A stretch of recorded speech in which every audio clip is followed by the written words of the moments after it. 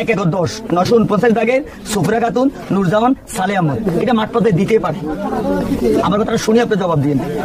আপনাকে 1 acre 10 decimal সম্পত্তি 949 দাগে সে দিছে, তার আরএস দাগ ছিল 532। 532 এর এগেনস্টে 949 16 আনা 1 একর 10 এই তিনজনকে দিচ্ছেন, অর্থাৎ সবুরা, নুরজান, সালে আহমদ। এর হিসেবে কম আছে। তাদের এই তিনজন মালিক, তবে সবাই সমান না, তাদেরকে দিয়েছে। পরবর্তীতে এই খতিয়ানটা মাঠ পর্যায়ের এই খতিয়ানটা অ্যাডমিনিস্ট্রেশন অর্থাৎ 29 ধারা 30 ধারা সেটেলমেন্টে বিভিন্ন ধারা আছে, বিভিন্ন ধারা যাইয়া এটা পরিবর্তন হয়েছে, সংশোধন হয়েছে। সংশোধনের চূড়ান্ত ভাবে যাইয়া এই খতিয়ানটা এই ডিবি কিন্তু 198 ছিল, এটা হয়ে গেছে খতিয়ান নাম্বারটা হয়ে গেছে 280, ডিবি খতিয়ান 280। এই 280 ডিবি খতিয়ানে যাইয়া চূড়ান্ত মাঠ পর্যায়ের মধ্যে যেটা আসছে সেটা হলো কম্পিউটার পর্যায়ের উপরে। এটা মাঠ পর্যায়ে শেষ, এটা মোটামুটি বাতিলের পর্যায়ে, এটা বাতিল, এটা অলরেডি বাতিল। হ্যাঁ, এটা বাতিল, ঠিক আছে, বাতিল, ঠিক আছে। আজকে আমরা যারা গ্রামের উপস্থিত হয়েছি, দেখা যায় আমাদের গ্রামেরও কিছু লোক আজকে অনুপস্থিত আছে। তার কারণ ওই যে হাতে যেটা করছি, যারা তারা সমর্থন বসে আছে, আমরা রাইটে আছি, তারা গ্রামে এত কি করা উদ্যোগ নিয়ে কি মানে কি কারো কাছে কিছু করার করছি, তখন বেশি ওই যেটা বলছে খারিজ করছি, এ করছি, মানে এদের পাওয়ার নিয়ে এরা আসে।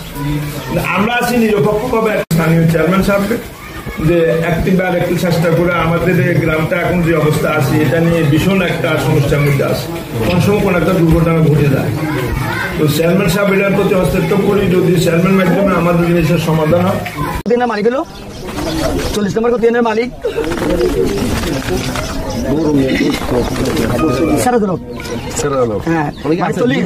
306 নম্বর খতিয়ানের 1 একর 61 ডিসিমেল সম্পত্তির একক মালিক সারাজলক। 1 একর 61 থেকে একটা দাগে নিশ্চিন্তপুর মুজার 949 নম্বর দাগে এখানে 40 ডিসিমেল সম্পত্তি দাগে দেওয়া হয়েছে। এই দাগের সম্পত্তির পরিমাণ রেকর্ড মতে দাঁড়ায় 1 একর 17। আমার পরিমাপে, নকশা পরিমাপে আমি যেটা পেয়েছি এখানে 1 একর 9 এর উপর আমি নকশায় পাই না। সরজমিন পরিমাপ করতে গেলে আমি বুঝতে পারবো আসলে সরজমিন কতটুকু কোন দিকে গেছে।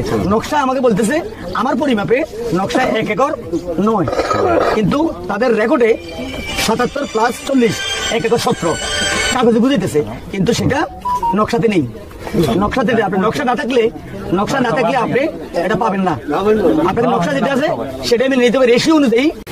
উল্লিখিত দাগগুলিতে সম্পত্তি শুধু 40 নয়, জি, উল্লিখিত দাগগুলিতে সম্পত্তি শুধু 40 নয়, এখানে সম্পত্তি 150, এখানে 150। সেখানে সে এই কথা অজুহাত হিসেবে দিয়ে আসে সম্পত্তি বিক্রি করার জন্য, যেটা করছে পলিসি অ্যাপ্লাই করে সে সম্পত্তিটা বিক্রি।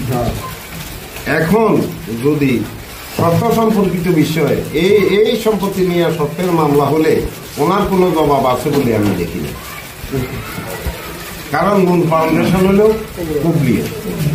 এই উল্লেখিত দাগগুলিতে ওনার কোনো বিকল্প মালিকানা আছে বলে আমার মনে হয় নাই।